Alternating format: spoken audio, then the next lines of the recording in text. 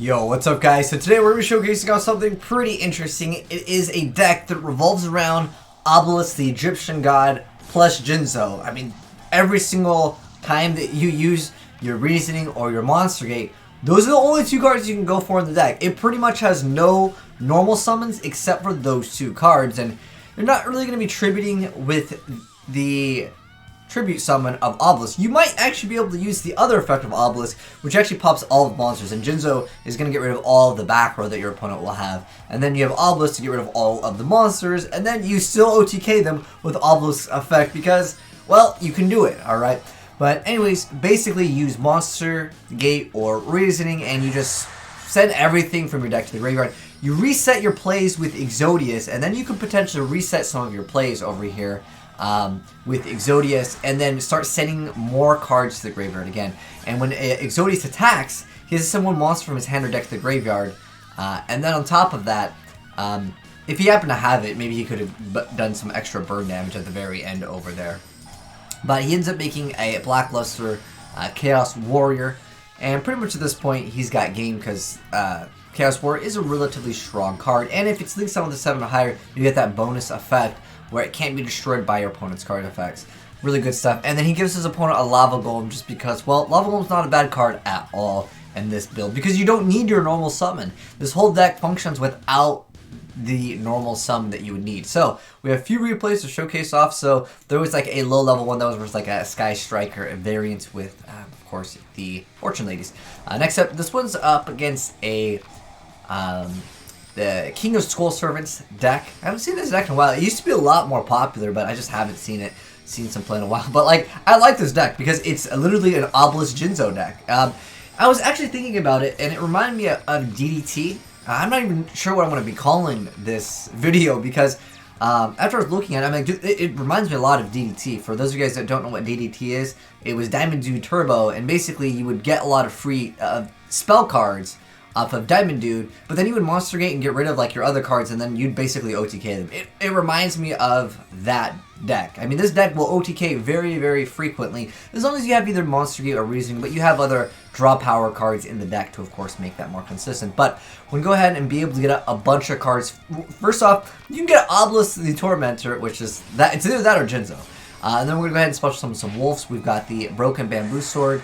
Unfortunately, he actually attributes to go for Elite Kariba, so we're going to have a loss of access to that card. But we're going to go ahead and reset the cards with Exodius. Then we also have Obelisk the Tormentor, which can still use his effect to, of course, pop everything. And then, well, it can't attack, so let's go ahead and send it back to the graveyard to get out the Jinzo from our deck. And then just go ahead and reset all of those Wolf Lightsworn Beasts. And now you guys see what I'm like going with this. It's like, it reminds me again of DDT. Then we're going to go ahead and add Monster Reincarnation. We're going to go ahead and make the outer entity, but then we're going to go ahead and go into Lambda.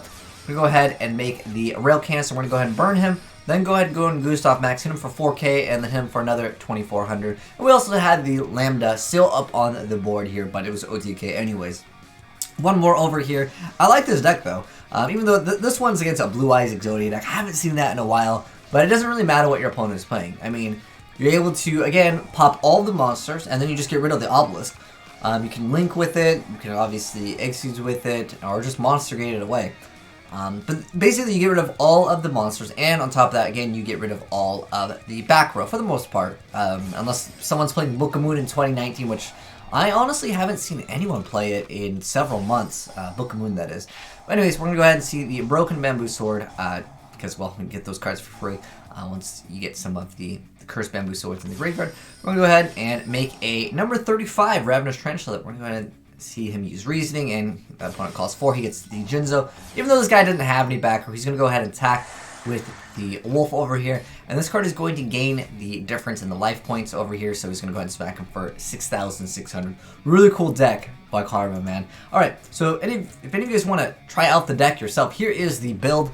I really wanted to call it DDT, but it doesn't even have Diamond Dude, but it reminds me a lot of it. If you guys have seen that deck is very, very fast. And again, well, that's the reason why I think we have these cards that, well, also, obviously, Infernoids would make really great use of these cards. But anyways, onwards with the deck profile for the Jinzo Obelisk God deck. It's funny though to see both of these cards be able to pull off this. It's cool. Anyways, so we have Obelisk The Tormentor, then we have Jinzo, we have 2 copies of Exodius to reset again your wolves, and then you have 3 copies of Dogma. These are just for draw power, really. I mean, you could maybe even throw Allure of Darkness in here to make this deck have even more draw power and consistency. But then we have 2 copies of Lava Golem, because again, you do not need your normal summon. And then we have 3 copies of Plasma, 3 copies of Wolf, 3 copies of Trade-In. We have Monster Gate, 3 copies of D-Draw, 2 copies of Hidden Armory, 1 Reasoning, 3 copies of the Golden Bamboo Sword. We got Monster Incarnation, 2 copies of Left Arm Offering, 2 copies of the Magical Stone Excavation, 2 copies of Hand Destruction, 2 copies of Broken Bamboo Sword, and 3 copies of Cursed Bamboo. Obviously, with the Left Arm, I mean, you literally only need to activate 1 card. Do this or this, and you have game. The rest of the stuff is pretty much draw power to draw into it. For the extra deck, we got number 77. We got the Super Dreadnought Rail Cannon Juggernaut Libe, and then we've got number 84 Pain Gainer, and then we have the Gustav Max, then we have number 35 Ravenous Tarantula, then we have Utopia, we got the Outer Entity, and then we have Utopia Prime, Utopia, Outer Entity Nilara, and then we have Ashram, Borload, the Blackluster Chaos Warrior, and Lambda, and of course Binary Sorcerers. But anyways, that is the Obelisk Jinzo OTK deck that kind of reminds me of DDT. But anyways, hopefully you guys enjoyed that gameplay. If you guys have any suggestions for this deck, let me know down below. But shoutouts again to my boy Karma for hooking me up with these plays. But hopefully you guys enjoyed the vid. If you did, drop a like on it. And if you're new to the channel here, hit that subscribe button if you want to see more crazy Yu-Gi-Oh decks in action like this one. And if you guys got any cool replays, always feel free to send it in. I love seeing what the community brings in. But thanks for watching, guys. Peace out. I'm signing out.